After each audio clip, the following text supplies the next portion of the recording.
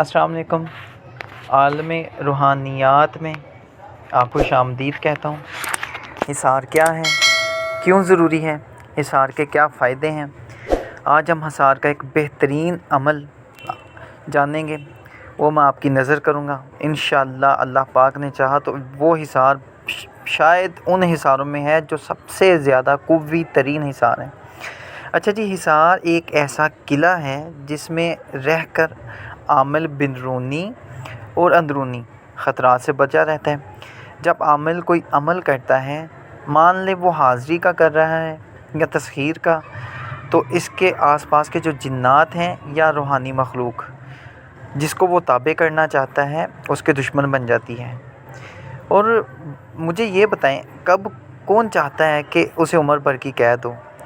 اگر عامل محفوظ رہے اور عمل پورا کرتا جائے تو بدلے میں جو مخلوق اس کے سامنے آئے گی وہ تسخیر ہوگی، اس کو عامل کا ہر حکم ماننا پڑے گا۔ اس لیے وہ عامل کا عمل ضائع کرانے کی ہر ممکن کوشش کرتی ہے۔ وہ ہر طرح کے وہ حربے استعمال کرتے ہیں جی، کہ عامل عمل چھوڑ کر بھاگ جائے، عمل کو چھوڑ دے۔ اگر عامل کے گرد حصار ہے تو کوئی چیز اس کو چھو نہیں سکتی، عامل رجت سے بھی بچا رہتا ہے۔ جب تک حصار میں رہے گا اسے کوئی چیز نقصان بھی نہیں پہنچائے گی۔ اس لیے عامل کے لیے حصار کا ہونا بہت ضروری ہے۔ اور یہ بات جان لیں، چاہے کسی عمل میں حصار لکھا ہو یا نہ لکھا ہو، آپ نے حصار کرنا ہے، کیونکہ حصار کی مثال ایسے ہی ہے جی، جس طرح سے انسان کے لیے سانس اور دل کی دھڑکن ضروری ہے، مچھلی کے لیے پانی ضروری ہے، اسی طرح سے عامل کے لیے حصار ضروری ہے۔ اگر حصار نہیں کرے گا تو اس کو چھوڑیں گے نہیں، یہ بات میری یاد رکھیں۔ اسے نقصان پہنچائیں گے، اس کی نسلوں کو، اس کے خاندان کو نقصان پہنچائیں گے۔ اچھا جی، حصار کے بہت سے اعمال ہیں، بہت سے طریقوں سے حصار کیا جاتا ہے۔ بدنی حصار ہے، ظاہری حصار بھی ہے، باطنی حصار ہے، ایک تالی بجا کر بھی حصار کیا جاتا ہے۔ اس کے جو حصار کی طریقے ہیں یہ ہم پھر کسی ویڈیو میں آپ کو میں بتا دوں گا۔ ویسے تو جس آیت یا سورت کی زکوٰۃ یا چلہ ادا کرنا ہونا اسی کا حصار کیا جاتا ہے، لیکن کچھ اعمال ایسے ہوتے ہیں جس میں حصار بتایا ہوتا ہے۔ پیر و مرشد کچھ اعمال ایسے جو ہم کو دیتے ہیں، ان میں یہ کہتے ہیں کہ آپ نے آیت الکرسی کا ہی حصار کرنا، 100 بار پڑھ کے کر لیں، یا سورہ یاسین کا حصار کرنا، وہ خاص قسم کے اعمال میں ہوتا ہے، ہر ایک میں نہیں ہوتا۔ تو جو حصار آپ کو بتایا جائے آپ نے وہی کرنا ہوتا ہے۔ لیکن آج جو میں حصار عمل آپ کو بتا رہا ہوں حصار کا، وہ ہزار حصاروں پر حاوی ہے۔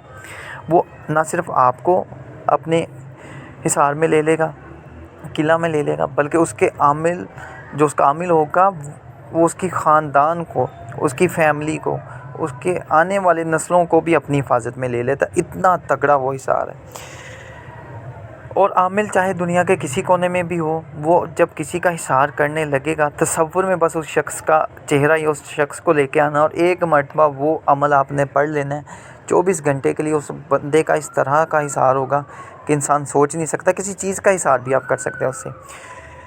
اچھا جی، درود تنجینہ کا حصار میں آپ کو بتانے والا تھا، اس کی زکوٰۃ کا طریقہ آپ کو بتا دیتا ہوں میں۔ یہ حصار ہزاروں حصاروں سے بہتر ہے۔ جو اس کا عامل ہو جائے گا وہی جانے گا کہ اس کے فیوز و برکات جو اس پر ظاہر ہوں گی، وہی جانے گا کہ یہ کتنی بڑی نعمت اللہ پاک نے اس کو عطا کر دی ہے۔ اس کی زکوٰۃ کے 2 طریقے ہیں۔